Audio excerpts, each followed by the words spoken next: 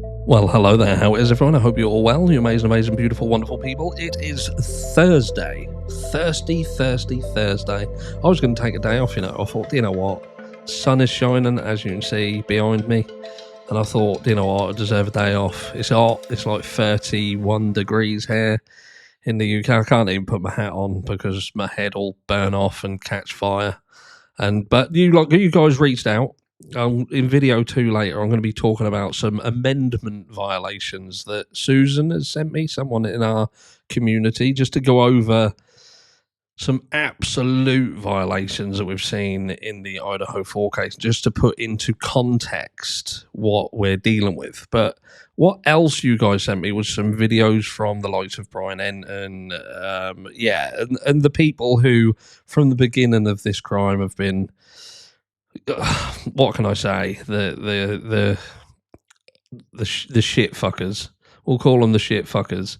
And one of them in particular who came across my email was Brian Entin, who done a video. Let's have a look. I'm not going to play the video because I can't stand his fucking voice. But it's this one here where he says, Brian, prison responds to Bryan Kohberger's complaints of inmates taunting him. And he's kind of saying, he basically says that people are shouting through the vents, are climbing up into the vents and this, that and the other. And Brian is complaining and, saying that he can't sleep at night because they're literally shouting. And he turns around, this little twat turns around and says, well, basically, who cares? And, you look at the comments, this video that he's done has got over 250,000 views. And the vast majority of the comments are people like saying, well, Bryan Kohberger entered into this house and he, these people were trying to sleep and he didn't think about them, yada, yada, yada. Well, the one thing I'll say to that is, look, this is what I think. And that is that this case is a clusterfuck from start to finish. We're in a situation where Bryan Kohberger has pled guilty to the crime. It came as a bit of a head-spinning moment where we didn't expect a plea. The case we was led to believe that the prosecution had was going to be strong and it was all going to be revealed at trial, when in fact it doesn't appear to be the case. And in fact, you could argue that since the plea deal and the sentencing, the release of the documentation has done nothing but raise more questions, as it would appear that the case was largely circumstantial. And some of the issues around the case not only still exist, but have become more problematic in its aftermath. Now, I am not here to sit and say that Bryan Kohberger is innocent of this crime, because ultimately I don't know. I don't know whether he's innocent of this crime. The thing is, from my perspective, is I feel that this is a multiple perpetrator crime. And I also feel that when you look at the injuries of the individuals that they sustained, in my opinion, it's a non-professional opinion, this appears to be someone who has killed before, whether that be another human being or whether it be animals. I think that the person at least is a hunter of some description, and I would go on to say that they seem to have almost military style skills with respect of the weapon that we've been told is the weapon that was used, and look at the methodical way in which these individuals were killed. Now, I would also argue that these individuals were not so much in their sleep, certainly not all of them, and there are questions around not only the crime itself, the timeline of the crime, and the way in which it happened. I don't believe that we have been shown an accurate representation of what we've been told. But with respect of Bryan Kohberger and the complaints that he's raised, is it right for people to turn around and say, well, who cares?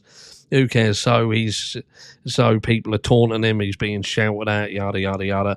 One thing I will say is, look, this just proves how far and wide the biased nature and the way in which news travels, because obviously all of the inmates know who Bryan Kohberger is, it would appear, and the prison system itself don't seem to be doing much in terms of controlling the roommates, because it would be argued that, if Bryan Kohberger is in incarceration, then he is being punished for his crimes. He has turned around and said, yep, I did it, and he has gone into incarceration. But that doesn't mean that incarceration should include things such as sleep deprivation, which is torturous. It is torturous. And for those people who turn around and say, well, he did the crime, he should accept what he gets. We don't live in the medieval times. We're not burning people at the stake. We're not hanging people from trees.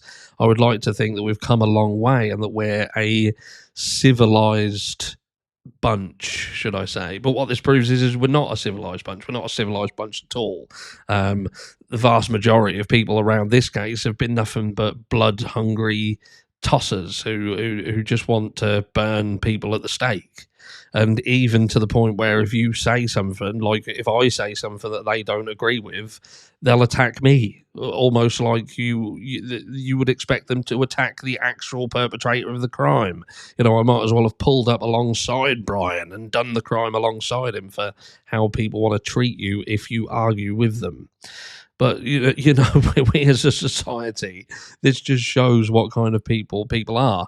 And when you factor in like the 8-hour time delay, for instance, and say best case scenario is that they knew what was happening and just decided not to call 911 because they simply didn't give a shit enough to bother. And is that what the issue is? Is people just don't really give a shit. People watch true crime and they look at these crimes and they have an opinion about them, but they don't really care. They don't really follow it. The vast majority of people who thought Bryan Kohberger was guilty prior to the sentencing only did so because it seemed to be the side to take. It proves when you've got Brian Entin doing videos that are basically laughing and joking and saying it's okay for someone who's in incarceration to be taunted and for sleep deprivation to basically be tortured, and say, well, who cares?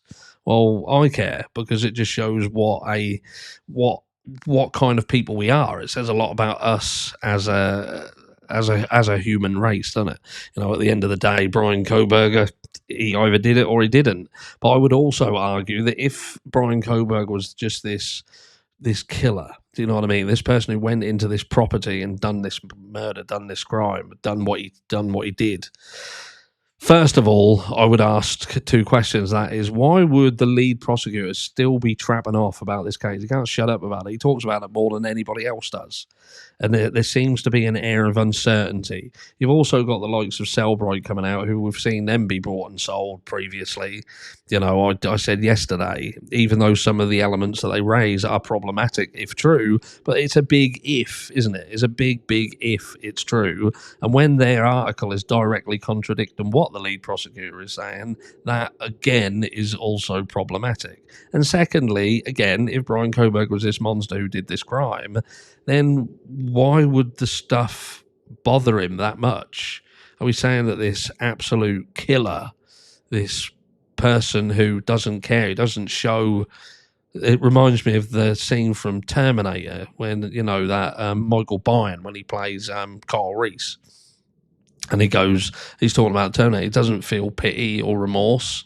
He absolutely will not stop, ever, until you're dead.